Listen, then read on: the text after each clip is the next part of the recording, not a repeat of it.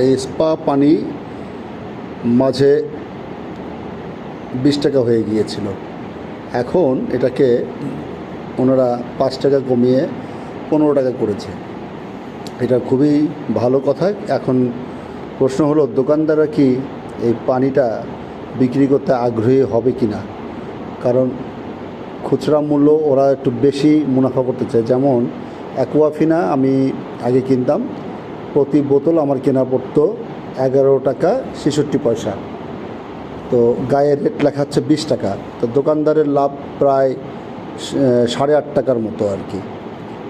তো জানি না এটাতে কয় টাকা লাভ, কিন্তু দামটা কম হওয়াতে সার্বিকভাবে আমাদের জনগণেরই লাভ। এই পানিটা উৎপাদন হচ্ছে 6 তারিখে, 6/9/24, মেয়াদ আছে 5/9/25।